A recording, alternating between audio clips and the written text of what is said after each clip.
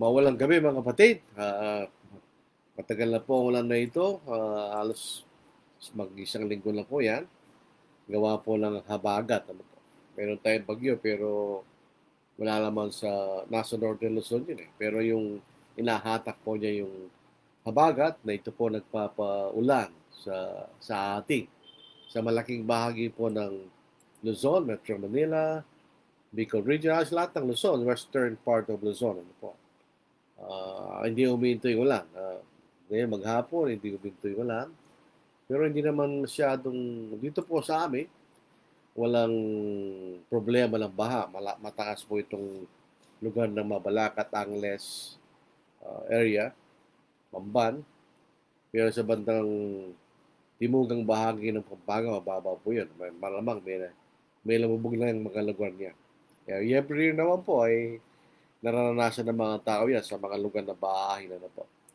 Naimbag garabi kada kayo aming kakabsat. Maayong gabi sa inyong tanan, mga igsoon. Diyos marahin na bangki sa inyong gabos. Santo siya labi. Tapos dito po sa Carabao Island, mayad na gabi. At dito po sa amin, kaya pabiki ako nga. So ang ating po pag-aaralan ngayon, angkop sa panahon natin, ano po, sapagkat ang pinag-uusapan rito, baha. Dito po, pag dumating po ang tag-ulan sa Pilipinas, lalo po dito sa Luzon, pag ganitong tag-ulan, may bumabaha. Every year, may bumabaha. Sabi ko nga po, sa amin, sa lugar po ng sa Mangiles, Mabalacat area, wala pong baha rito. Hindi pa kami nakaranas ng baha kahit kailan. Pero may mga lugar na talagang kapaspalad na mababa at yun po ay pag ganitong tag-ulan, delikado na. So ito po ang ating pag-aaralan po sa gabing ito. Actually, dalawang kapitulo, Genesis chapters 8 and 9. Ito'y may kaugnayan sa katapusan ng baha. At anong nangyari pagkatapos ng baha? Ano po? Tandaan po natin, kaya po pinagawa ng ark ng Diyos si Noah ay para sila maligtas. So yun ang kasunduan ng Diyos at ni Noah. Kaya po inutusan ng Diyos si Noah nagawa ng taong. Pero pansinin po natin, doon sa nakaraang kabanata, tumagal na po ang baha sa loob ng 150 days. Kung atin pong ika-calculate sa measurement na 30 days for 1 month, ito po ay 5 months. Tagal na. Nasa loob po ng daong o ark, si Noe, walang bintana, isa lang. So, hindi lang binubuksan yun. So, imagine po natin ang kadiliman sa loob. Maaari may tumulusot na liwanag, pero hindi ganun kaliwanag. At yung pong pagkabagot doon sa loob ng ark, at ang ingay at amoy ng mga hayop na nasa loob ng ark. So, imagine po natin, hindi po ito isang bakasyon ni Noah. Ito po ay isang sakripisyo, tutungsin na pinagawa sa kanya ng Diyos. Kaya nga po sa kapitulo, sa ikawalong kabanata, ito na po yung katapusan. Dito pagbasahin natin sa unang 5 mga talata. Hindi kinalimutan ng Diyos si Noe at ang lahat ng may buhay at ang lahat ng hayop na kasama niya sa sasakyan. Pinaihip ng Diyos ang isang hangin sa ibabaw ng lupa at humupa ang tubig. Natakpan din ang mga bukal ng kalaliman at ang mga bintana ng langit at napigil ang ulan sa langit. Patuloy na bumabaw ang tubig sa lupa at humupa ang tubig pagkaraan ng 150 araw. Na ika-17 araw na ika-7 buwan, sumadsod ang daong sa ibabaw ng mga bundok ng Ararat.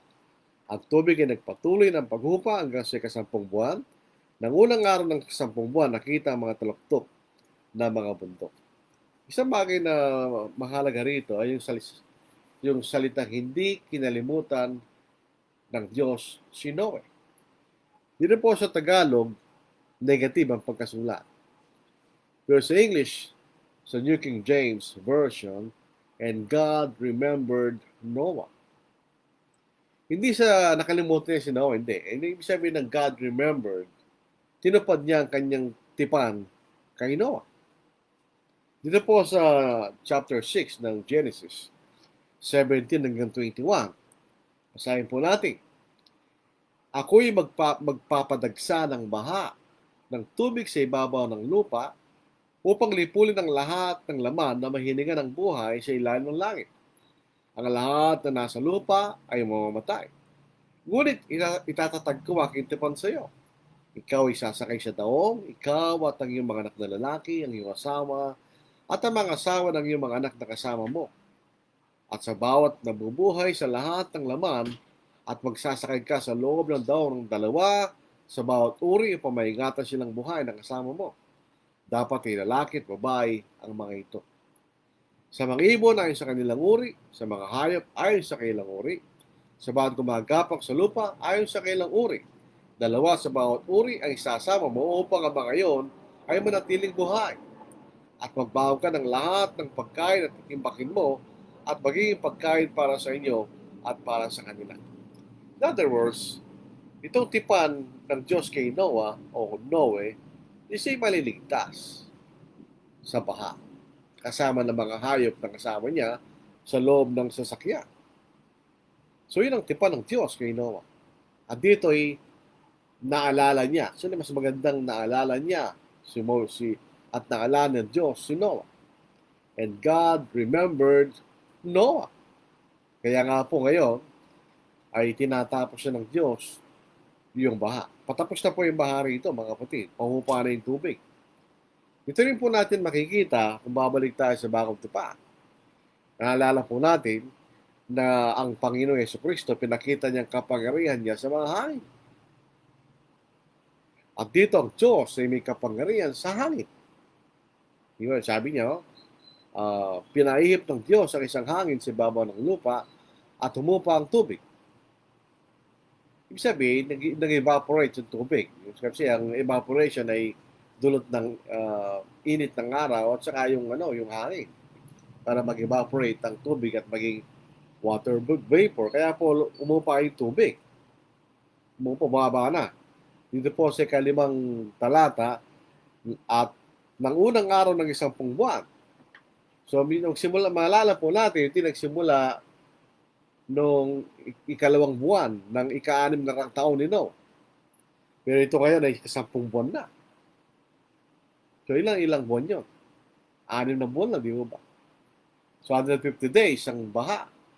Eh ngayon, alas mag-6 na buwan na makita natin humupa ang tubig at nakita na yung taluktok ng mga bundok. So, yung mga bundok pala nakita. Siyempre, matataas sa mga bundok kaysa sa pata. So, yung bundok pala nga nakita. Sa katapusan ng 40 araw, araw pagkatapos po ng unang araw ng 10 buwan. At sa katapusan ng 40 araw, binuksan ni Noe bintana ng daong na kanyang ginawa. Siya nagpalipad ng isang huwak at ito'y naparot pa rito hanggang sa natuyo ang tubig sa lupa. Nagpalipad din siya ng isang kalapati upang tignan kung humupa ng tubig sa ibabaw ng lupa. Ngunit ang kalapati ay hindi nakakita ng madatapuan ng kanyang paa, kaya ito'y nagbalik sa kanya sa daong sapagkat ang tubig ay nasa ibabaw ng panambong lupa. Kaya tinalabas niya ang kanyang kamay, kinuha niya ito at pinasok sa daong. Muli siya naghintay ng 7 araw at muling pinalipad ng kalapati sa labas ng daong. At ang malapit ng gumabi, ang kalapati nagbalik sa kanya. Sa kanyang tukay may isang bagong pitas na dahon ng olibo, kaya't nalaman ni Noe na umupa ng tubig sa lupa. Muli siya naghintay ng 7 araw at pinalipad ang kalapati at ito hindi na muling nagbalik sa kanya. Pasinin po natin, bakit inabot ng gabi yung kalapati bago siya bumalik? In other words, may mga tumutubo ng mga hala, pero malayo-layo pa. Kaysa doon sa kinaroroonan ng daong. Ay inabot ng gabi kalapati at nakabalik. Doon sa 12 talata, hindi na siya bumalik. So in other words, nakikita na siyang ng mga halaman na punong kahoy na pwede niyang dapwa at tirahan, mga kapatid. So, binuksan yung bintana kung binary star influence, ito yung kauna-unang pagkakataon na binuksan ni Noah yung bintana ng ark. Yung useless lang, nabuksan mo yun. Dahil tubig ang wala ka makikita, puro tubig lang. So ngayon, gusto niya makita at ma-inspect kung ano ng kalagayan ng tubig. Ano po mga kapatid? So, yung una, yung uwak at saka yung kalapati, bumalik dahil walang nakitang tuyong lupa. After 7 days, bumalik yung kalapati ng gabi at meron siyang bagong pitas ng dahon ng olibo. Na isang punong kahoy, mga kapatid. Pansinin po natin yun. Yun ay isang punong kahoy, hindi siya maliit na halaman. After 7 days, niya bumalik. In other words, meron ng mga punong kahoy na pwedeng tirahan ng kalapati. So ngayon, nagkakaroon na po ng tuyong lupa. Lumalabas na yung tuyong lupa dahil pinigilan ng Diyos yung ulan. Bumalik uli yung tubig sa taas. Naghiwalay-walay yung tubig, kaya muling lumabas yung tuyong lupa. Para bumabalik lang tayo sa Genesis chapter 1. 13 po hanggang 19. At ika-anim na raan at isa ng unang araw ng unang buwan. So, isabihin, 601 na ito sa edad ni Noah.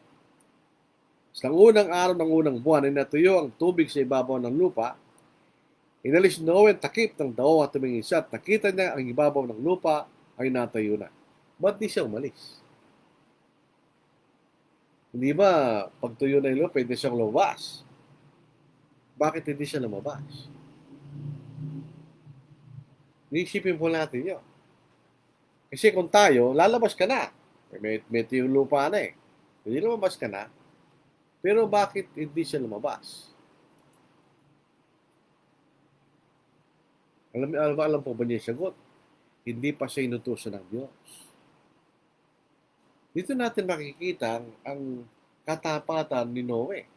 Pwede na siyang lumabas. Gusto niya. Pwede siya lumabas. Kailan siya lumabas? Matuloy natin. At na 27 araw ng ikalawang buwan ay natuyo ang lupa. So isang taon lang dumaan, mga kapatid. Kasi nagsimula sa 600, doon start si Noah 600 years old sa ikalawang buwan. Eh ngayon, 601 na. Sa taon ni Noah, at least sa ikalawang buwan. So in other words, isang taon nang dumaan. Oh. At na 27 araw ng ikalawang buwan ay natuyo ang lupa at nagsalita ang Diyos kay Noe. Lumabas ka sa daong, ikaw at ang iyong asawa, ang iyong mga anak, ang mga asawa ng iyong mga anak na kasama mo. Ilabas mong kasama ang bawat isa na may buhay, ang mga ibon at mga hayop, ang mga gumagapang sa ibabaw ng lupa upang sila dumami sa ibabaw ng lupa at magkaroon ng mga anak at dumami sa ibabaw ng lupa. Kaya lumabas si Noe, ang kanyang mga anak, ang kanyang asawa, ang mga asawa ng kanyang mga anak na kasama niya, bawat hayop, bawat gumagapang at bawat ibon, anumang gumagalaw sa ibabaw ng lupa ayon sa kanyang angkan ay lumabas sa daong. Kailan siya lumabas? Nang inutusan ng Diyos. Nang inutusan siya ng Diyos na lumabas. Dito natin makikita ang ibig sabihin ng obedience. When we obey God, we obey His Word. Kung wala sa sinasabi, wala kang gagawin. Yun ang problema ng mga tao ngayon. Alam sinasabi ng Diyos pero ginagawa nila. Kung gustong lumabas ni Noe, na nakita ito yung lupa, bakit hindi pwede? Ito yung lupa na yun eh. Pero hindi siya lumabas. Kailangan inintay pa niya ang Diyos na sabihin sa kanya, lumabas ka na, Noe. Kung paanong hindi siya pumasok sa daong, hanggang sinabi ng Diyos, pumasok ka na sa daong, Noe. At doon sila po ay patapos ng baha. Dito yung lupa na, lumabas lamang sila sa daong na sabihin ng Diyos, lumabas ka na, Noe.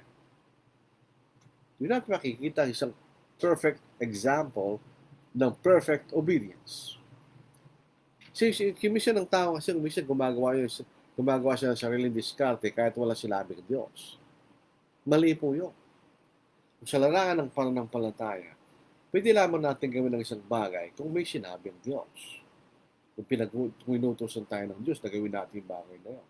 Kung wala tayong mababasa, hindi natin pwede gawin. Tingnan si Noah, hindi pa siya lumabas eh. Pero nakita tuyo na yung lupa, pwede na siya lumabas. Pwede siya lumabas. Inintay pa lang, inintay niya ang Diyos na sabihin sa kanya, lumabas ka na Noah. So ito siyang halimbawa po sa atin ng kung paano tayo susunod sa Diyos. Huwag natin unahan ng Diyos. Hintayin natin ang Diyos. Kasi inuunahan natin eh. Wala pa nga sinabi, ginawa mo na eh. Hintayin natin ang Diyos. Meron siyang takdang panahon. Kaya nananalangin tayo, hintayin natin ang Diyos sa kanyang takdang panahon. Huwag natin sabihin tayo pinakikinggan ng Diyos. Pwedeng isipin nyo, ang tagal na, ano na nangyari sa Diyos? Bakit hindi pa tayo lalabas? Pwede niya sabihin ni Noah yan. Pwede niya iniisip yun. Inintay lamang niya kung anong sasabihin ng Diyos. At nung sabihin ng Diyos, lumabas na kayo kanya, di lumabas na sila. Dahil ito, inutusan na sila ng Diyos na lumabas. Ngayon, meron pong chismis na di umano, allegedly, nakita na nila isang angdaong sa bundok ng Ararat, Mount Ararat. Eh, tama po. Ito yung mimpil sa bundok ng Ararat. Okay. So, gano'n kataas yung tubig. Nashoot siya sa bundok eh. Ngayon, ando pa ba yung ark sa bundok ng Ararat? Most probably, wala na. Ito pa gawa ng kahoy. Ilang libong taon nang dumaan ng kasaysayan na ito. Pa i-expect mo, doon pa yung kahoy? Eh, yung mga ibang mga tao minsan masyadong speculative, parang hindi nag-iisip eh. Paano pa ma-expect na doon pa yung daon? Kahoy lang po yan eh. Sa katagal ng panahon, manglulusaw po yan. Kahoy yan eh. Kahit matibay pa kamo ang gopher wood sa tubig, eh wala na siya sa tubig. Tandaan natin. So naarawan na yan. May tinatawag na weathering. Ibig sabihin, dahil sa init, ulan, malulusaw yan. Wala na po yun. At saka kahit man nandun pa yun, so what? Anong kakalagaan ng daon na yun sa atin? Wala na. It serves its purpose. Period. Hindi natin pwede sambahin yun. For what? Hindi naman Diyos yung daon. Yung po mga tao gano'n na may mahilig sumamba sa mga relics kanya. Hindi tayo sumasamba sa mga relics. Tayo sumasamba sa Diyos. So wala tayong pakialam doon sa kung andun man yung daon sa Mount Ararat ngayon o hindi. It doesn't matter. Walang kaugnayan sa ating kaligtasan. So 24 hanggang 22. Ipinagtayo ni Noe ng isang tambalang Panginoon. Kumuha siya ng lahat ng malinis na hayop at sa lahat na malinis na ibon at nagalay ng mga handog na susunugin sa dambana. At sinamyo ng Panginoon ang masarap na amoy at sinabi ng Panginoon sa kanyang puso, hindi ko na muling susumpain ang lupa dahil sa tao. Sapagkat ang ahaka ng puso ng tao ay masa mula sa kanyang pagkabata. Hindi ko na rin muling lilipon ang lahat ng nabubuhay na gaya na aking ginawa. Abang ang lupa ay nananatili, ang pag-aasik at pag-aani, ang taginit, taklamig, ang araw at gabi ay di hintuan. Tignan po ninyo itong significance dito sa matalatang ito ng malinis at maraming hayop. Kaya bakit ngayon wala nang difference sa Diyos ang malinis at maraming hayop? Dahil wala na yung purpose ng differentiation ng pagkakaiba ng marumi at malinis. Ang malinis na hayop ang ginagamit ng mga tao either sa patriarchal period o panahon ng mga magulang o sa panahon ni Moses para mag-ahay sa Diyos. Either na ito yung mga beast o mga malalaking hayop o ito yung mga ibon. Dalawa lang. Naalala po niyo yung nung naipanak sa ating Panginoon at kailangan maglilis ang kanyang ina. Nag-offer sila ng dalawang turtle doves ayon sa kautusan ni Moises. So, ibig sabihin, itong layunin ng differentiation ng pagkakaiba ng malinis at maruming hayop sa mga panahon na yon ng mga magulang at ng kautusan ni Moises sapagkat ginagamit ito sa pag-ahin at ito'y sa pagkain. Pero pasinin po nyo, may karunungan din ng Diyos eh. Yung po mga malilinis na hayop, safe kainin kahit may sakit ka.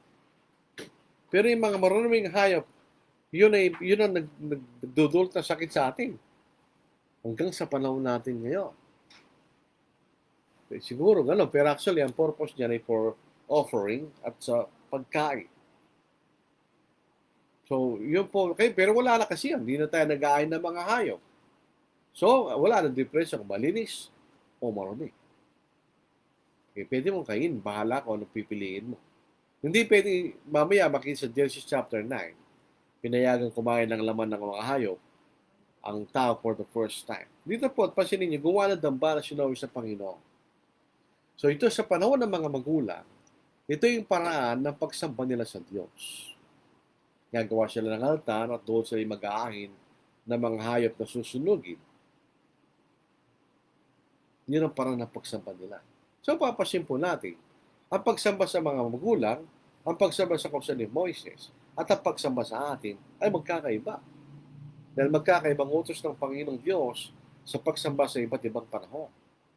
Kaya hindi natin pwedeng gayahin ang pagsamba sa kautusan ni Moises o kautusan ng mga magulang. Gawin natin ngayon. Dahil meron tayong sariling kautusan sa ilalim ng bagong tipan sa tamang pagsamba sa Diyos. Pero nung unang panahon, ito paraan ng pagsamba nila sa Diyos. Gumagawa sila ng dambana at doon nag-aahin ng mga hayop na susunugin. Questionin po natin. Let's explore. Ano po? So Genesis chapter 13 verse 8. Nung si Abram, hindi pa siya Abraham dito, Abram, ay nakaabot po sa Hebron. Siya gumawa ng dambana sa Panginoon. So Genesis 13 verse 18. At inilipat ni Abram ang kanyang tolda at tumayo at nanirahan sa gitna ng mga punong ensina ni Mamre na nasa Hebron at nagtayo roon ng dambana sa Panginoon. Ano malapit sa Hebron? Hebrews. At tinawag po yung mga Israelita na Hebrews dahil sa Hebron. Dito nagtayo ng dambana si Abram para sa kanyang pagsamba sa Panginoon. Nung iyayin po, inutusan po ng Diyos si Abraham na siya dito, naiyayin niya si Isaac bilang ang susunugin. Gumawa din siya ng dambana. At doon ay papatay niya si Isaac at kanyang susunugin bilang ayon sa Diyos. Di ba? Pero hindi siya pinayagan ng Diyos. Nalakita niya na siya tapat sa Diyos. At hindi ay pinagkait ang kanyang kaisa isang anak. So, sa verse 22, chapter 22, verse 13, kaya tumingin si Abraham at nakita niya isang tupang lalaki sa likuran niya na mga sungay sumabit sa mga tinik. Lumapit si Abraham at kinuwang tupa at siyang inialay na handog na susunugin kapalit ng kanyang anak. Binanggit din po dito yung ginawa po ni Noe na sinabi rito, at sinamyo ng Panginoon ang masarap na amoy at sinabi ng Panginoon sa kanyang puso, hindi ko na muling susumpay ng lupa dahil sa tao, etc. Importante lang po yung sinamyo ng Panginoon ng masarap na amoy. Sinamyo niya ang Panginoon masarap na amoy, sabihin mo. Meron bang ilong Diyos? Meron ba siyang pangamoy katulad natin? Wala. Ang ibig lang pong sabihin ng salitang iyon na ginagamit, yung sweet-smelling aroma, ano po? Ang ibig sabihin, ito yung katanggap-tanggap na ahing sarapan ng Diyos. It's an acceptable sacrifice before the Lord. At makikita rin po natin yan sa ibang bahagi ng Biblia. For instance, dito po sa Philippians chapter 4, dito sa verse 18. Ngunit mayroon ako ng lahat ng bagay na sumasagana. Ako'y busog, palibhasa'y tumanggap kay Epaphroditus na mga bagay na galing sa inyo na mabangong samyo. Isang handog na kaya-aya at kalugod-lugod sa Diyos. Hindi naman po pabango binigay nila kay Pablo. Yun pangangailangan niya, maaari sa lapis sa pangangailangan niya. Pero sa Diyos, ito'y mabangong samyo. Ito'y kaya-aya at kalugod-lugod sa Diyos. Yun ang ibig sabihin, no? Ito'y nakakalugod at kaya-aya sa Diyos. Dito po sa Revelation chapter 5, verse 8, dito natin makikita significance nito. So, meron literal na bahagi, so ito isang talinhaga.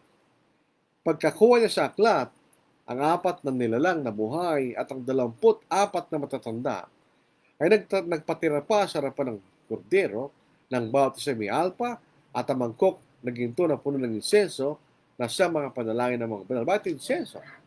Bakit alpa? Ang alpa ay may magandang tunog. Ang insenso ay mabangong amoy. In other words, ito mga panalangin ng mga banal ay kaya-ay at kalugod-lugod sa Diyos. Yun ang ibig sabihin, no?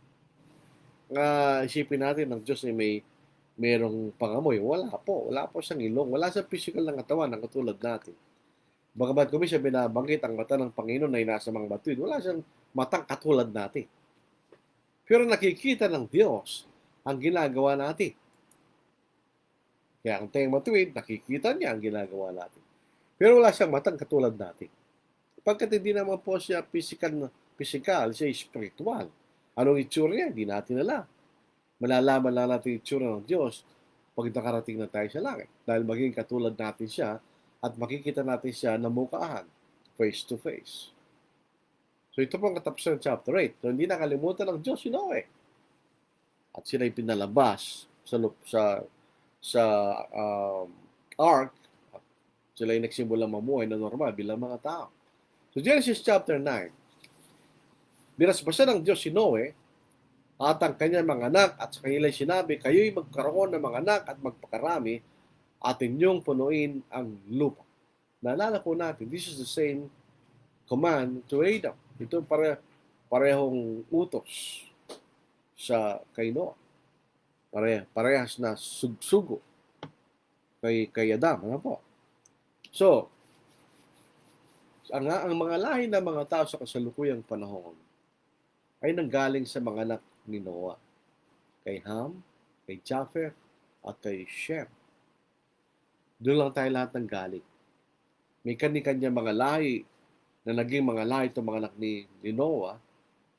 So ito, mga iba-ibang tao, mga Europeans, mga Africans, mga Asians, at combination ng dalawa. Pasinin po natin, sa gitna ng mga lugar between Asia and Europe, ang mga tao doon alanganin ng itsura nila. So, malamang yung mga Arabo, tatakos ng ilong, bilog ang mukha, mata, pero maitim. Ganon din po yung mga Bombay, nasa gitna yan, hindi ba? Pero mas alamang lumalayo, nag-iiba rin sila. Tayo mga Asian, tayo may brown skin, mga Chinese, Japanese, bagamat sila maputi, pero consider pa rin brown yan. Hindi sila talagang maputi, katulad ng mga Europeans. At dito naman natin kasing itim, may mga Africans. So meron three basic families. Europeans, Africans, Asians, at saka yung combination ng mga lahing ito. In South America, ito po ay mga Indians. Yung po mga Indians, mukha po silang Asian. Galing sila sa Asia. Hindi po sila talagang taga roon. Sila galing sa Asia at naglakbay sila, nakarating sa Amerika. Kaya tingnan yung mga Indians at saka yung mga Pilipino. Puputing naman yung Meksikano. Pagka isang ang Pilipino po, natangos ang ilong at pumuti-puti, mukha siyang Meksikano. Bakit kamukha natin sila? Because they're Asians. Combination dahil nga po na alawahalo yung mga lahi. So ito po ang pinanggalingan ng lahat ng mga tao. Walang totoo yung evolution na yan. We came from the three sons of Noah. Shem, Ham, and Japheth. Yun po ang tatlong anak ni Noah. Kaya dito po sa kapitulong ito, for the first time, since God created man, He allowed man to eat flesh. For the first time. Previously, bago yung flood, ang mga tao po ay herbivore. Ang kinakain nila yung mga halaman, lahat ng mga hayop ay herbivore. Ang kinakain lang nila yung mga green na pananim at mga punong kain na may binhi, kanya. Other than that, hindi sila kumakain ng mga laman ng hayop. Pero dito po pinayagan na. Sa verses 2 to 4, ang takot at sindak sa inyo ay darating sa bawat hayop sa lupa, sa bawat ibon sa impapawid, sa lahat ng gumagapang sa lupa, at sa lahat ng isda sa dagat, sila'y binigay sa inyong kamay. Bawat gumagalaw na nabubuhay, magiging pagkain ninyo. At kung paano ibinigay sa inyo ang mga luntiang halaman, ibinibigay ko sa inyo ang lahat ng mga bagay. Ngunit huwag ninyong kakain ng laman na kasama ng buhay nito. Ito ay ang kanyang dugo. So sabi nga natin, for the first time, pinahintulutan ng Diyos na kumain ng laman ng mga hayop ang tao. For the first time. Kaya lang, may kondisyon. Ang kondisyon, huwag din yung kakain ng laman na kasama ng ang buhay nito. Ito ay ang kanyang dugo. So, hindi natin pwedeng kainin ng laman na may dugo. So, bawal kainin ng dugo. Pero, sabi niya, bawat gumagalaw na bubuhay, maging pagkain ninyo. In other words, lahat ng gumagalaw ay posibleng kainin. Kaya lang, yung mga tao, hindi pumipili sila ng gusto nilang kainin. Hindi naman sinabing, kainin mo lahat yan. Lahat ng mga yan ay pwedeng kainin. Ang ibig sabihin ng Diyos. Meron pong isang tribo sa South America na kumakain ng malalaking gagambay, tarantula.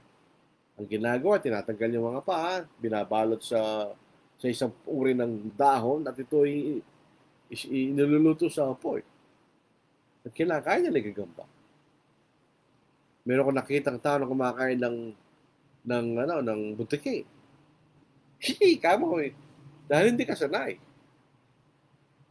May kumakain, wala po, may mga bagay, hayop na kinakain ng iba, hindi natin kinakain. May mga tao kumakain ng ahas, masarap, lasang manok. Hindi lahat na kumakain, no? So, makatwid, meron tayong kalayaan, piliin mo kung anong kakainin mo. Kaya nga iba-ibang mga lahi, iba-iba yung pagkain. Depende sa tao. Ibig sabihin, although pinayagan lahat ng hayop, kainin mo lahat yun, depende sa iyo. You have free will. Di ba? Piliin mo, ano gusto mong kainin. Mali ba lang yung dugo? Hindi pwede kainin yung laman na kasama yung dugo. Dito po sa kapitulo ito, walang special instruction kung anong gagawin. Pero sa ibang bahagi ng Biblia, pinapaliwanag sa atin kung anong gagawin mo pag pinatay mo isang hayop o isang ibon. Dito po sa bakit binagbabawal ng Diyos na kainin ng dugo? Sapagkat ang dugo ang kanyang buhay. At ang Diyos ang lumalang sa buhay. So bilang respect sa Diyos na lumalang sa buhay, hindi mo kakainin yung dugo. Kakainin mo yung laman, pero alisin mo yung dugo. Yun ang ibig sabihin doon, mga kapatid. Ngayon, para maliwalag tayo, dito po sa Leviticus, the Law of Moses, chapter 17, verses 10 at mga sumusunod, ito ang ating mababasa. Ano po? Sino mang tao sa bayan ni Israel o sa mga ibang bayan na naninirahan kasama nila na kumain ng anumang dugo, ay aking iaharap ang aking mukha laban sa taong yun na kumain ng dugo at ititiwalag siya sa kanyang bayan. Hihiwalay, papatay ng ibig sabihin. Sapagkat ang buhay ng laman nasa dugo at aking ibinigay sa inyo sa ibabaw ng dambana upang ipagtubos sa inyong mga kaluluwa, sapagkat ang dugo ay siyang tumutubos dahil sa buhay. Kaya't aking sinabi sa mga ng Israel, sino man sa inyo ay magkakain ng dugo niya mga tagibang bayan na naninirahan kasama ninyo ay huwag kakain ng dugo. Sino mang tao sa mga anak ni Israel o sa mga tagibang bayan na naninirahan kasama ninyo na humuli ng hayop o ng ibon na makakain, ay bubuhos nila ang dugo niyo at tatabunan sa lupa. Sapagkat ang buhay ng lahat ng laman ay ang dugo nito. Kaya't sinabi ko sa mga ng Israel, huwag kayong kakain ng dugo ng anumang laman sapagkat ang buhay ng buong laman ay ang dugo nito. Sino mang kumain yon ay titiwalag o papatayin. So dito bawal po yung pagkain ng anong klaseng hayop? Lahat ba ng hayop? Signan niyo sa verse 13, sino man sa inyo ang nahumuli ng hayop or ibon? So land animals or birds. Kailangan patuloy mong dugo nito at ibuhos mo sa lupa. Para hindi mo makain yung laman kasama ng kanyang dugo. Ay, sa New Testament, ganoon din. Sa Acts chapter 15, verse 29, na kayo umiwas sa mga bagay na niyandog sa mga Diyos-Diyosan, sa dugo, sa mga binigti, at sa pagkikapit. Kung kayo iiwas sa mga bagay na ito, ikabubutin nyo, paalam. Ano po yung extent ng pagbabawal? Ito po, kailangan natin gamitin ng ating mga kaisipan. Binigyan tayo ng Diyos ng kaisipan. Gamitin natin. Kung meron tayong mababasang utos, kailangan natin itanong, ano ba ang kasama at ano ang hindi kasama sa utos na yun? Mag-isip naman po tayo kasi kung hindi tayo gagamit ng isip natin, hindi natin maunawaan ang kalooban ng Diyos. Ano po ang pinagbabawal? Dugo. So anong hayop ang kinakailangan patuloyin mo yung dugo? Yung hayop na pwede mong patuloyin ng dugo. Common sense. Kung isang hayop ay hindi pwedeng patuloyin ng dugo, hindi kasama sa utos na yun. Paano ang patutuloy ng dugo ng isda? Sige nga. So hindi kasama isda sa utos na yun. Paano ang patutuloy ng dugo ng octopus? Sige nga. So hindi kasama octopus sa utos na yun. Paano ang patutuloy ng dugo yung talaba? Kaya nyo? O hindi kasama yung talaba sa utos na yun. Hindi rin kasama yung mga itlog. Pwede mo patuloy ng dugo ng itlog. Meron ka nga idea kung anong ibig sabihin. Hindi kasama yung balot. Dahil ang balot hindi siya hayop, hindi na siya ibon. Siya itlog. Pag sasabihin mo ba, pag itlog ng manok, at hindi pa nagpisa, sasabihin mo, kumuha ka lang isa sa mga sisiw dyan, kamo? O sasabihin mo, kumuha ka lang sa itlog dyan. So there's a difference between an itlog at yung manok. Yung itlog, hindi pa manok yun. It is still developing to become a chick. Hindi pa manok yun. Pag sinabi manok yun, hindi ko alam kung nakakaintindi ka ng salita. Iba yung itlog sa manok. Yung itlog, hindi pa hayop yun. Magiging hayop pala. So hindi siya kasama doon sa ipinagbabawal. O pag patuloy mo ng dugo, imposible, hindi mo magagawa po yun. So ang utos na ito ay kasama lang doon sa mga hayop na pwedeng patuloy yung dugo. Kung hindi pa ituloy yung dugo, hindi mo patuloy. Paano patutuloy? Paano maalis yung dugo kasama ng kanyang laman? Kasi kung minsan pinag-aawayan nila yung balot, kasalanan ba kumain ng balot, saan mababasa yun? Nung binigay ng Diyos ang utos na ito, wala man sa kaisipan na kausap niya yung balot. Bakit? Saan ba nanggaling yung balot? Ang balot ay isang Southeast Asian food. So, paano mo i-expect na maintindihan mga Hudyo yung balot? Wala sa kaisipan nila yun. So, kung nag-iimbento tayo ng utos, nag-iimbento ka ng utos. Bawal lang kumain ng balot, imbento mo yun. Wala tayong mababasa sa Biblia. Pero, anong attitude natin yan? Na wala tayong mababasa. Kung gusto mong kumain ka, pero wag mong pilitin yung taong kapatid na ayaw kumain. At kung ayaw mong kumain, wag mong pilitin naman yung kapatid na kumakain. Hindi wala kang karapatan. Dahil wala tayong malinaw na utos tungkol sa bagay na yun. Ang pagkain at di pagkain ng balot ay hiwalay sa pagkain ng dugo. Hindi mo pwede patuloyin yun eh. So, paano mo ngayon pagbaba? Hindi ko sinasayang kumain kayo ng balot. Wala akong pakialam dyan. Yun ay pagkain lang. So, sana po yung maging maliwalag dyan. Huwag tayong paghawain yun. Dahil, ulang-una, ano magiging basihan natin? Pag pinagbasihan nito dugo, anong pinagbabawal? Bawat gumagalaw. Gumagalaw na ba itlog? Pag hindi mo ba yung itlog, gagalaw mag-isa. Ay, hindi siya kasali. Dahil hindi pa siya gumagalaw. O, gumagalaw po yung sa itlog, yung laman ng itlog. Hindi na ibig sabihin ng Panginoon. Yung gumagalaw, yung mahayop na buhay. Kaya nga gumagalaw eh. Hindi pa gumagalaw yung itlog. So, hindi kasama yun. So, pag-isipin po na pag-aralin niyo mabuti. Kasi pag pinipilit niyo yan, baka kayo nagkakasala na ipinipilit niyo isang bagay na hindi tinuturo ng Diyos. Let's be careful, mga kapatid, sa ating pagkaunawa ng mga bagay na kasulat sa Biblia. Dahil kung tayo pipilit ng isang bagay na hindi pinag-utos sa Diyos, magkakasala tayo. Pag pinayagan natin isang bagay na hindi pinayagan ng Diyos, nagkakasala rin tayo. Kailangan tayo manatili lamang sa utos na malinaw sinasabi ng Diyos. Huwag natin ipag-utos ang isang bagay hindi pinag-utos ng Diyos. At huwag natin ipagbawal ang isang bagay hindi pinagbabawal ng Diyos. Kakasala tayo mga kapatid. So dito, ito po'y pagbabawal sa pagkain ng dugo. So hindi natin pwedeng kainin ng dugo sapagkat ang dugo ang buhay at ang Diyos nagbigay ng buhay. As a respect to God, hindi pinagbawalan tayo ng Diyos na kainin ng laman kasama ng kanyang dugo, huwag tayong kumain ng dugo in itself. Kaya bumili ako ng barbecue. Nakita ko yung barbecue ng dugo. Hindi man ako kumakain, no? Actually, hindi ko makakain. Magsusuka ako dahil mula po naging Kristiyano ko, hindi na ako kumain ng dugo. Nung hindi pa kami Kristiyano, nasa gitna ng kahirapan noon, 5 piso lang po ang isang order ng ng dinuguan. At yun ay magkakasya na.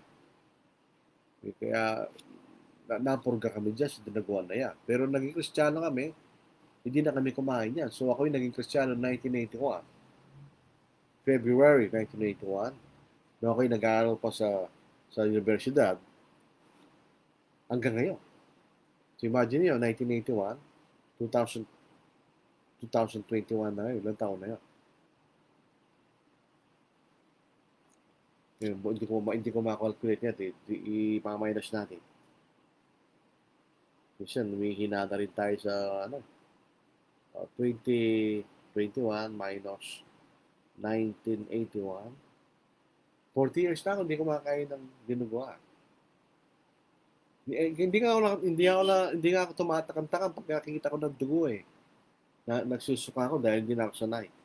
Pero nung unang panahon, di pa kami Christian, talagang masarap yan. Iba-ibang paraan ng pagluluto niya. May sabaw, merong sabaw. Masarap yun, masarap. Pero hindi pinapayagan ng Diyos. Dito po sa 5 and 6. At tiyak na aking hihinga ng sulit ang umutang sa inyong dugo. Aking hihinga nito sa bawat hayop at sa mga tao. Bawat isa para sa dugo ng iba. Hihingan ko ng sulit ang umutang sa buhay ng tao. Sino man magpadanak ng dugo ng tao, ang dugo ng tao ay padadanakin ng ibang tao, sapagkat nilalang ang tao sa larawan ng Diyos. Kayong mga lumalaman sa death penalty, anong basis niyo?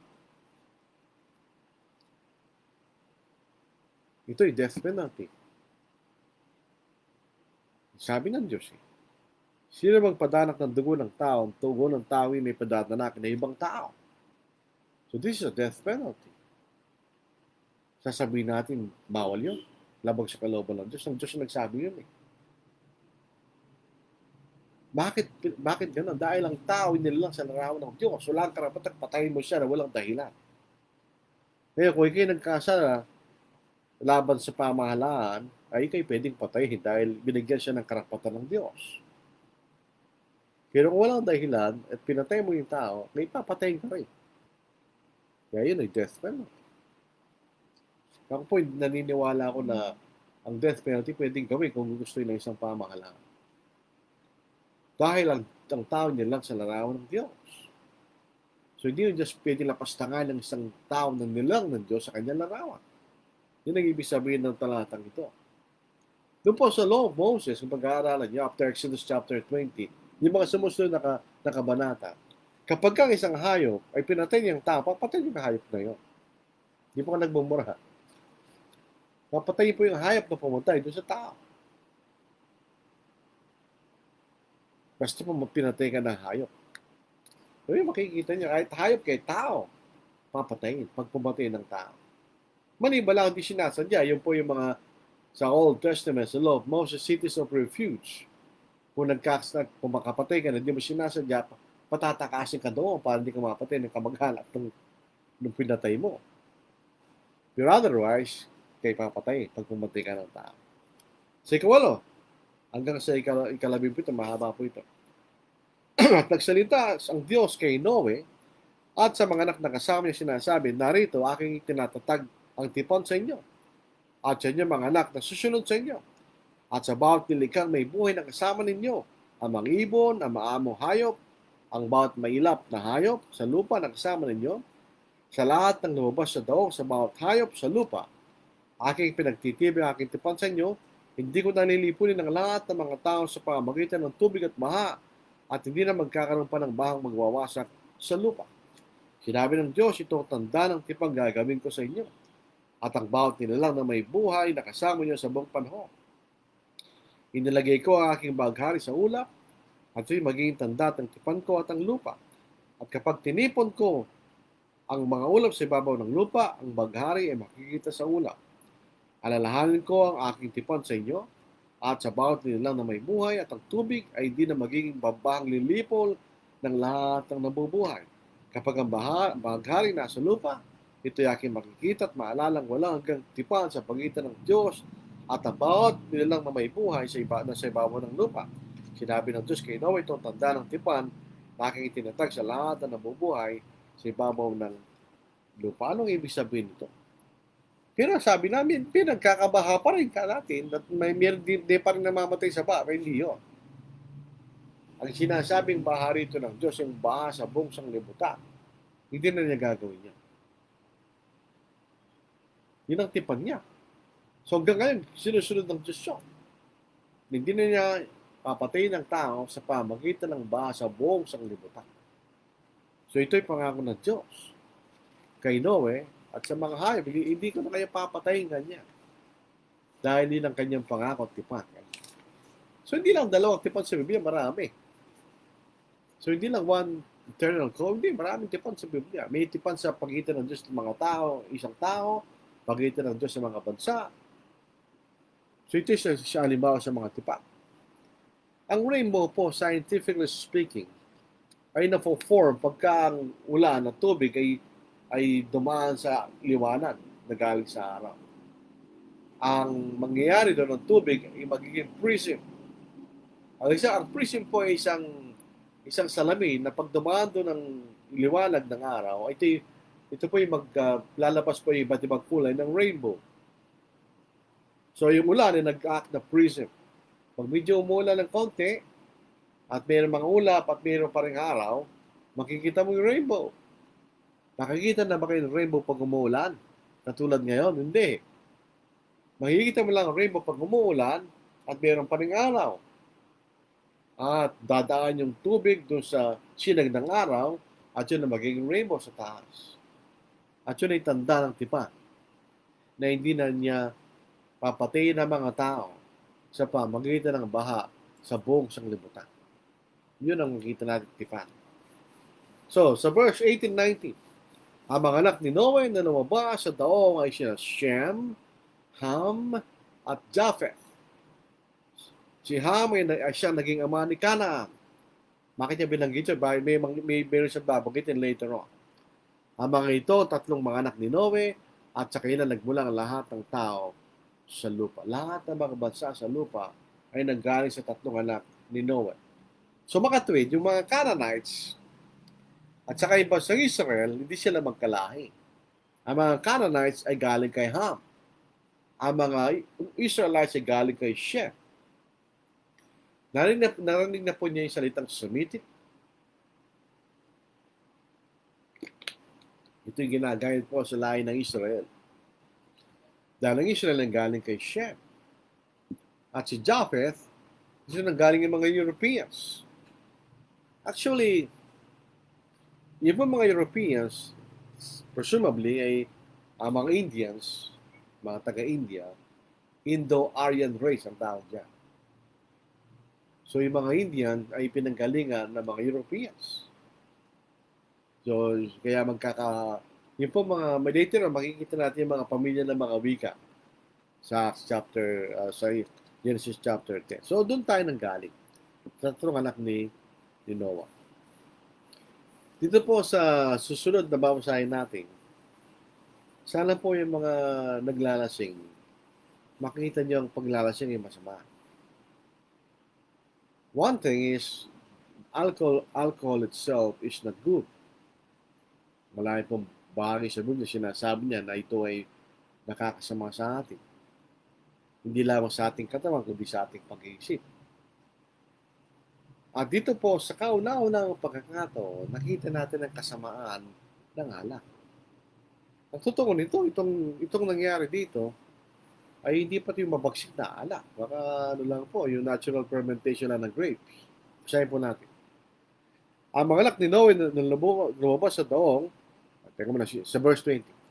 Si Noe ay isang magbubukid at siyang pinakaunang nagtanim ng ubasa. Uminom siya ng alak at nalasing at siya nakahigang hubad sa loob ng kanyang tolda. At nakita ni Ham na ama ni Canaan ang kahubaran ng kanyang ama. At sinaysay sa kanyang dalawang kapatid na nasa labas.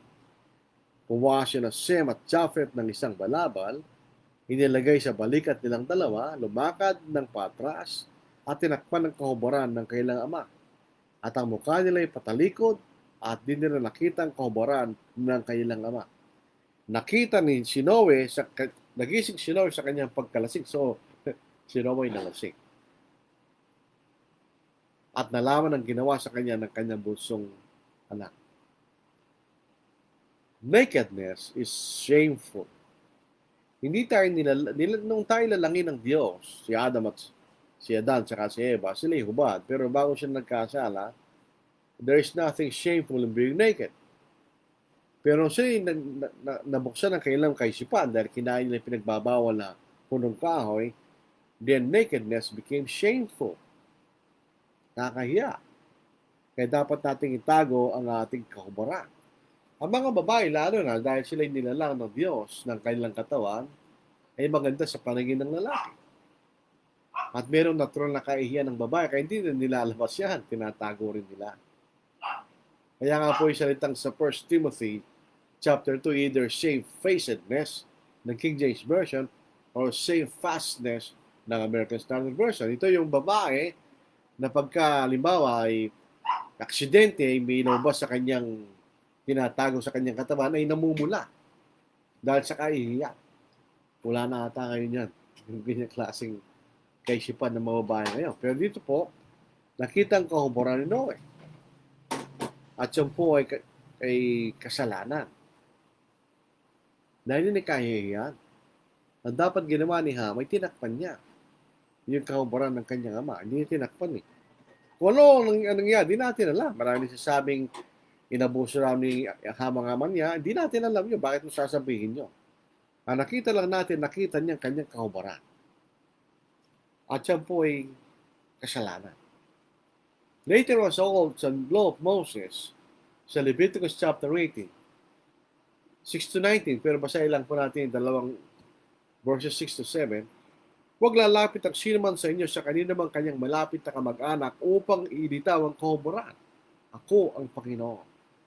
Huwag mong ililitaw ang kahuboran ng iyong ama, na siyang kahuboran ng iyong ina, si inyong ina, huwag mong ililitaw ang kanyang kahuboran. So, yung kahuboran na hindi dapat yan ay pinababayaan. So, dapat ang ginawa ni Ham, ang maganda ay tinakpan niya ang kahuboran ng kanyang ama. Hindi na ginawa yun. Wala pa yung sinabi niya sa kanyang nakatatandang dalawang kapatid. At yun ang ginawa niya. Tingnan niyo ginawa, patras pa nga eh. Patras yung ginawa niya ng pagtakip. So, by necessary inference, may utos ng Diyos tungkol sa bagay na yun. Kaya alam nilang kailang ginawa, patras silang lumapit para takpan ang kahuboran ni Noe. So, dito natin makikita ang kasamaan ng anak. Kung ikay matino at hindi ka lasing, if you are sober, hindi mo pababayan ang iyong kahuboran. Bakit? Sa kalasingan niya, hindi na niya nakuwang magtakip ng kanyang kahuboran. So, nagkasala tuloy kanyang anak dahil sa kanyang kalasingan. Nagkasala ba si Noah dito? Oo. Sabay taong matisar panso. So, lahat ng tao, pareho-pareho lang. Kaya tayo matuwid, kaya hindi matuwid. Pareho-pareho lang tayo. We will sin. We make mistakes. At si Noah nagkasala dito. Nakita niya ang kahuboran ng kanyang ama. Dahil sa kalasingan ni Noe. Under normal circumstances, hindi pa babayaan ni Noe yun.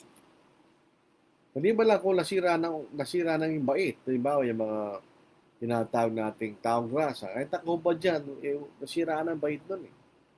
May matinong tao, di natin gagawin yan. We cover our nakedness. Yung mga kalalakihan na lumalabas na walang damit pangitaas, that is nakedness. Kasalanan po yun. Natin gawin yun. Yung mga babae naman na nagdadamit na kulang, kasalanan din yun. Kasi dapat mong takpan ng iyong kahuboran. So, interesting po, ano po? Si Noe ang unang biktima ng anak. Sinalasing. Paano pinagsisiyan ni Noe yun sapagkat nalasing siya. Gawa lang kanyang, siguro experiment lang niya eh. Pero, kasi po ang grape juice, meron siyang natural fermentation. Pababayaan mo yung grape juice sa labas, after a few days, magbubula-bula na yan. At pagka mag-iiba na yung lasa, mag-iiba na rin ang mukha. May maghihiwalay doon sa kulay ng grapes. Minsan magiging clear yan. Alam ko po yan kasi minsan meron meron kami grape juice sa ref na matagal na, nabuksan ko siya, pshh, kanya. Tapos nung tinekman ko, iba ng lasa. Hindi, tinapong ko na kasi alak na yun. So, yun ang nangyari kay Noe. Hindi po ito yung katulad ng iniinom ng alak ng modernong tao. Ito po yung gawa ng natural fermentation. So, ilang percentage lang ng alcohol ito, pero nalasing si Noe. Marami siya nainom. At yun ang nangyari nga. So, ito po ang panghuli. At kaya sinabi, sumpain si Kanaan, siya maging alipin ng mga alipin ng kanyang mga kapatid, at sinabi niya, purihin ang Panginoon ang Diyos ni Shem. At si Kana ay maging alipin niya, palawakin ng Diyos si Japheth, at siya titira sa mga todo ni Shem, at si Kana ay maging alipin. Bakit si Kana na pinarusaan? Di natin alam. Saan nangyari na mababasa natin na ito si ang lahi ni Ham ay naging alipin ni Shem at Japheth? Maraming pagkakataon, pero specifically, ay hindi natin alam kung anong specific fulfillment ng sumpa na yun. Sinumpa ni Kanaan na galing po kay Ham dahil nga po sa ginawa niya sa lolo niya na nakita ang Cobra. So, dalawang talata tapos, nabuhay si Noe ng 350 taon pagkaraan ng baha. At ang lahat na naging araw ni Noe, 150 taon at siya namatay. So, mahaba pang buhay ni Noah. Pero pansinin natin, dito mula po rito sa chapter 8, chapter 9, pagpunta natin sa chapter 10, yun po ang Tower of Babel. Ano po? Dito po sa chapter 9, pinakikita sa atin ang pinanggalingan ng mga bansa. Ang salita pong Gentiles, alam po ba niyo ano ibig sabihin? No? Ang ibig sabihin ng Gentiles, mga bansa. Yun ang ibig sabihin ng Gentiles, mga bansa. Dito po sa Genesis chapter 10, merong genealogy na makikita natin. Sa lahi po ni chapter 10 pala ay pure genealogy lang ito po sa lahi. Bakit? Para makita natin ang koneksyon ng mga tao sa Biblia hanggang sa mga pangunahing karakter.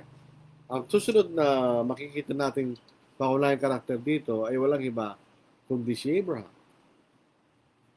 So mula sa chapter 10, meron po sa lahi. Tapos sa chapter 11, pagkatapos po ng kasaysayan ng Tower of Babel, yun na naman po ay isang lahi hanggang makarating tayo kay Abraham. At ang katusunod na main event ay chapter 12 ng Genesis. So makita nyo, bakit ganon? Pinatutunayan ng Diyos na yung mga tao, ito yung totoong tao dahil meron silang lahi. So hindi po myth ang Old Testament. Ito yung totoo. Ito isang history. Kasaysayan. Totoo ito. Dahil may mga tao na magpapatunay ng kailang mga lahi. At ito yung ginamit din sa Bagong Tipan pagdating po sa lahi ng ating Panginoon. So pinatutunayan ng Panginoon ay nanggaling sa isang particular na lahi ng mga tao. So ito po makikita natin paggaan natin sa Genesis 8 and 9. Ano pa mahalaga rito? Unang-una, ang pangako ng Diyos tutuparin niya. So tinupad niya ang pangako niya kay Noah, ay kay Noah. Niligtas siya at sila nilabas mula sa ark sa tatang panahon. Makita rin po natin ang ibig sabihin ng pagsunod. Si Noe, kahit pwede na siyang lumabas, hindi pa rin siya lumabas sa daon. Hanggat hindi sinabi sa kanya ng Diyos. At makita rin po natin sa chapter 9 yung pagkain ng dugo. At si rainbow bilang tanda na hindi nalilipunin ng Diyos ang tao sa pamamagitan ng basa buksong libutan. At syempre, unang pagkalasing at ang pagsumpa kay Kanaan. So ito po ang mahalagang bagay na makikita natin sa mga bagay ito ng Genesis. Ano po. So, pagdating na sa Genesis chapter 12, yan isa sa pinakamahalagang kabanata sa Genesis. Sapagkat dito natin makikita yung pangako ng Diyos kay Abraham. Sige po, batiin na po natin ang mga nag-comment. Antonio Damelerio. Good evening, brother. Leonito Toroliza. Naibag Arabi, kada kayo, kakabsat, kanya. Sa inyong lahat, mga kapatid, kanya. Samuel Graneta, good evening, my brethren. God bless everyone. Jeneline, blessed evening, brothers and sisters. Rafael Ortiz, magandang gabi po. God bless everyone. Nida Ordeniza Villamin, maayong gabi, Brother Lordy Salunga. Naimbag Arabi, kakabsat kang gagayam. Yung kakabsat kapatid, yung gagayam, kaibigan. Roy Bebs Kapili, Maya Pabingi po, mga kapatid, pinagpalang pakikinig sa Bible Study. Yung Maya Pabingi po, magandang gabi po sa Kapampangan po yun. Jojo Capo, good evening po. Medi Canono, Maya Pabingi po, kaya katamungan, kapatid. Magandang gabi sa ating lahat, mga kapatid. Reply to June, Nenas Romero, June Bautista, kastamat kanya, apo, kanya. Kastamat kanya, apo. Hindi ko po alam ko, kastamat kenka sa'yo. Ay, sino hindi, palimayan mo lang, Brother Jim, ano yung sabihin, kastamat kanya, apo, kanya. Richard Silvestre, magandang gabi po, mga kapatid kay Cristo. Mirasol Pizon, ito yung kapatid po ni Brother Rick. Good evening po, Brad, at to all brothers and sisters in Christ. Kamakailan po ay namatay po ang anak niya sa panganak. So, pinapadalayan po natin siya. Kennedy Pili Gambol, good evening po. Rolando Salvador. Naimbag Arabi, kakabsat yan. Kakabat, hindi nasulat yung S. Maaari pong binayaan ng kumain ng laman at that moment kasi nalubog po ang mga laman at wala pa pong mga bunga. At nag-start na kumain ng karne, ngunit hindi dugo. Tama siguro yun. Siyempre, magsisimula pa lang sumibol yung mga halaman sa buong lupa. Baka wala sila makain. As possible. Kaya pinayagan ng Diyos. Whatever is the reason, pinayagan sila ng Diyos kumain ng laman, minus the blood. Hindi kasama po yung dugo. So, alam mo, apo nyo, balik tayo sa balot. Anong mas maraming dugo na makain mo? Doon sa laman na ginagamit to sa pagluluto o yung balot? Ako po, mahilig po ako magluto eh. No, first time ko magluto ng bistig ng baka. Siyempre, lilinisin ko mabuti yung laman ng baka. Inugasan ko ng inugasa. Pero hindi nawawala yung dugo eh. Mautugos ko, ulit pala pa rin. Nagsawa ako. Pero pinatulong lang yung dugo yung bakang yun. Eh, yung balot, ilan yung dugo nun? Kakunti lang. Eh, di mas meron ka pa nakain doon sa maraming dugo doon sa karne ng baka kaysa doon sa balot. Isipin lang po natin yun. So, si Rupert, nagkasala po ba si Noe nung si Malasing, God be po, oo.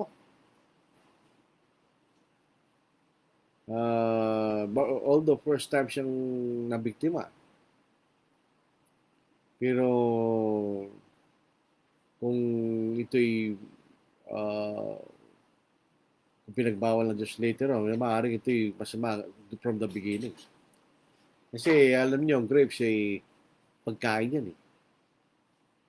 Pero hindi po intended na ito'y gawing inumin at pakakalasing. So yun po isang misuse ng grapes. Pwede tayong gumawa ng alcohol sa grapes, pero huwag mong inumin yung alcohol. Ang alcohol kasi ginagamit sa maraming paraan, pero hindi para inumin. So nagkasalas siya. So hindi naman intended yung grapes na gawing alak. May ba't ginawa niyang alak? Yun ay taliwas sa layunin po ng Diyos sa grapes.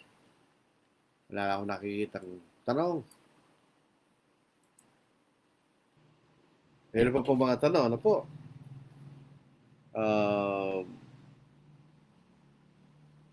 Nagkasala po ba si Noe nung siya malasing? Pero follow up. Kung nagkasala po si Noe nung siya malasing, bakit po may gana pa siyang sumpahin si Ham? Ngayon siya yung nalasing. Sapagkat nagkasala siya nang nakita ng kanyang kakumpara. Nagkasala siya sa kanya. Kaya sinumpa niya si Ham. Ngayon, si Noe, hindi natin alam kung anong kaparusahan niya sa kanyang pagkalasing. Pero si Ham, ang kanyang nagkasala sa laban sa kanyang ama. Hindi siya si Noe na lasing, hindi siya nagkasala sa sino man. Nagkasala lang sa kanyang sarili. Epekto nga lang, yung nakita ni Ham, yung kahubara, despite that, dapat ginawa lang ni Ham yung tama na takpan yung kahubaran ng kanyang ama. Kaya siguro sinumpa niya si Ham. Dito po sa Genesis 9:6, basahin po natin para makita natin eksaktong, basahin ko po sa English, ano po? Sabi dito sa English, whoever sheds man's blood, by man his blood shall be shed. For in the image of God he made man. Ang tanong po ni Brother Randy, sinabi po ng Diyos sa chapter 9, kapag ka nakapatay ka ng tao, wala na bang halaga sa Diyos ang buhay mo? Wala na, kasi pumatay ka ng tao. Ang kabayaran ng buhay, buhay din. Yun ang sinasabi sa talata. Dahil ang buhay, ang tao po nilang sa larawan ng Diyos. Kapag pinatay mo yung tao, nilapastahan mo ang Diyos. Kaya merong karapatan ng Diyos na ikaw'y patayin. Yun po, makikita natin yung essence mo doon. In other words, lahat ng tao pare-pareho lang sa harapan ng Diyos. Sila yung lahat nila sa larawan ng Diyos. So, wag mo sabihin ako'y mayaman, kaya kitang patayin, hindi pwede yun. Dahil sa harapan ng Diyos, walang mayaman, walang mahirap. Pag ikaw'y pumatay, ikaw'y papatayin ng Diyos. Tingnan po niyo sa Romans chapter 13, ano po? Sa Romans chapter 13, excuse me, di ba ang kaparusahan na ginagawa ng Roman government ay papatayin ka kung nagkasala ka? Yung crucifixion is a death penalty. It's capital punishment. Dito sa Romans 13, basahin po natin. Sa verse 4, for is God's minister to you for good.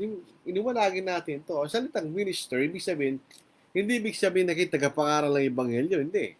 Ang ibig sabihin ng minister is servant. Ang tagapangaral ng Ebanghelyo, lingkod ng Diyos sa pangangaral. Pero yung gobyerno o yung ruler, sa lingkod ng Diyos para sa pagpaparusa sa mga nagkasala sa pamahalaan. Tingnan nyo. For God's minister servant to you for good. But if you do evil, be afraid, for he doesn't bear the sword in vain. For is God's minister and avenger to execute wrath on him who practices evil. So, sabihin, yung Roman government, meron silang capital punishment. So, yun ay pinayagan ng Diyos para maparusahan yung mga tao gumagawa ng masama. So, ang capital punishment ay kaparusahan ng Diyos sa mga taong pumapatay. Ngayon, hindi na tayo papatay diretso ng Diyos. Ginagawa niya sa pamagitan ng isang pamahalaan. So, mga tweed, kapag kayo pumatay, niwala mo na lang halagang buhay mo sa harapan ng Diyos. Nilapastahan mo mismong Diyos na gumawa doon sa tao yun sa kanyang larawan. So, kinakailangan respetuhin natin ang kapwa natin. Respect Him because He is in the image. Not necessarily na ikaw ay, sabihin, ikaw ay, kumbaga kay ama, pabayawala anak mo lang. Hindi naman gano'n. Sabihin, kung may kaparusahan, ito iiwan mo sa isang dapat magparusa. Kung may pamahalaan, pabayaan mo yung pamahalaan. Huwag mong gamitin sa iyong sariling paraan. Jojo Campo. Excuse me. Marahil ang pinakamalagang pagbabago ay matinding pagbabago ng pagpatay. Ang krimen na ito ay hindi dapat ipagiganti ng direkta ng Diyos. Kundi pinagkalob niya sa otoridad pinagkalob niya ang otoridad ito sa tao. Yun ang binasa natin kanina sa Romans 13. Sa wakas, bilang konfirmasyon sa lahat ng sinalita ng Diyos, ang baghari ibinigay bilang tanda ng pangako ng Diyos na hindi niya nalilipunin yung tao sa pamagitan ng baka. So, ito po ang makita natin. So, capital punishment, depende po yan sa pamahalaan kung ipapatutupad nyo o hindi. Kung ipapatupad niya, hindi siya nagkasala. Yun din ang kalooban ng Diyos. Kung hindi ipapatupad, nasa pamahalaan, sasagutin mo sa Diyos kung tama yun o hindi. Ang sabi ng argument ng mga against capital punishment, kahit daw gawin natin capital punishment, hindi mawawala yung krimen. Talaga namang hindi mawawala ang krimen kahit kailan. Pero, kung meron silang ginawang, lalo pag sila ay pumatay, ay naibigay na yung karampatang kabayaran doon sa pinatay. Yun pong sinasabi ng Diyos sa Genesis chapter 9. Kung wala na po tayong ang katanungan, wala na po siguro. Bukas sa lobby ng Panginoon, tayo rin magsama-sama muli sa pag-aaral po ng Genesis chapter 10 and chapter 11. Tayo po yung manalangin.